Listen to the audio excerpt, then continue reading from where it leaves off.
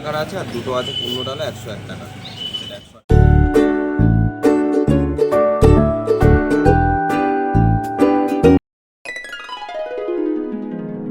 সুপ্রভাত সবাইকে, তোমাদের জন্য নিয়ে চলে এসেছি আরও একটা নতুন ব্লগ। আজ আমি যাচ্ছি হচ্ছে বড় মার কাছে, নৈহাটি। বড় মার কাছে যাওয়ার ইচ্ছে আমার অনেক দিন ধরেই ছিল, আর ফাইনালি সেটা আজ পূরণ হতে চলেছে। আর এই যে সকাল সকাল উঠে ট্রেনে বসে পড়েছি। আমি যেহেতু নিউ টাউনে থাকি, তাই নিউ টাউন থেকে বাস ধরে আমি চলে এসেছিলাম বিধাননগর স্টেশন। আর বিধাননগর স্টেশনে আমি ট্রেন ধরে নৈহাটি চলে এসেছি, তোমরা দেখতেই পাচ্ছ। মায়ের কাছে এসে পুজো দেওয়ার স্বাদ আমার অনেক দিন ধরেই ছিল, কিন্তু ওই যে কথায় আছে না, মা যদি তোমায় না টানে তাহলে তুমি আসতে পারবে না। মা চেয়েছে বলেই আজকে আমি মায়ের কাছে আসতে পেরেছি। আর আজকে যেহেতু সোমবার, তাই ভিড়টা অন্য দিনের তুলনায় একটু কম।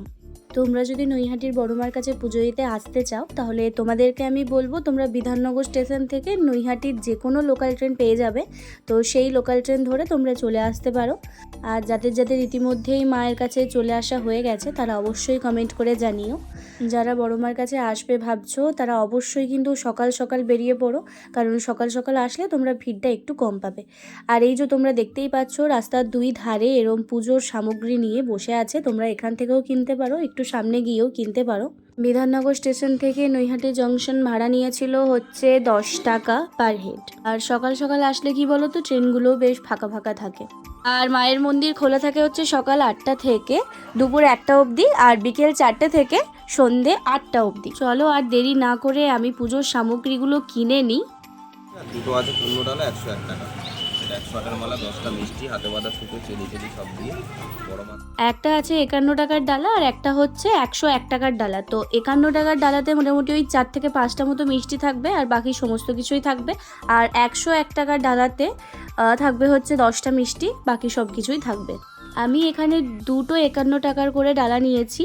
আর এখানে পুজোটা না খুব ভালো করে, এটা আমি সবার মুখে শুনেছি। আজ আমি সেটা নিজের চোখে হয়তো দেখতে পারবো যে এখানে পুজোটা সত্যিই কেমন করে। দক্ষিণেশ্বরে তো পুজো বলতে সেরকম কিছুই হয় না। দক্ষিণেশ্বরে শুধুমাত্র তোমার ডালাটা নিয়ে মায়ের পায়ে ছুঁয়ে তোমায় দিয়ে দেওয়া হয়, আর এর থেকে বেশি কিছুই করা হয় না। আর একটু মন ভরে যে ভবতারিণী মাকে দেখবো, তার সুযোগও দেওয়া হয় না। যাই হোক, সেটা হয়তো অনেক ভিড়ের জন্যই ওরা করে।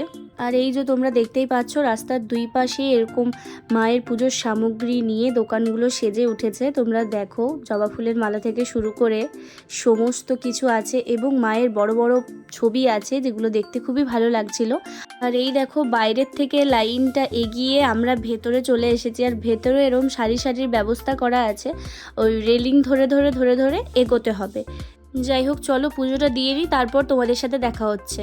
তো আমার পুজো দেওয়া হয়ে গেছে, এরপর আমি যাচ্ছি হচ্ছে একটু গঙ্গার ঘাট। তো এখানে পুজোটা সত্যিই খুব ভালো করে, নাম গোত্র বলে পুজো করে, খুবই ভালো লাগলো আমার এটা।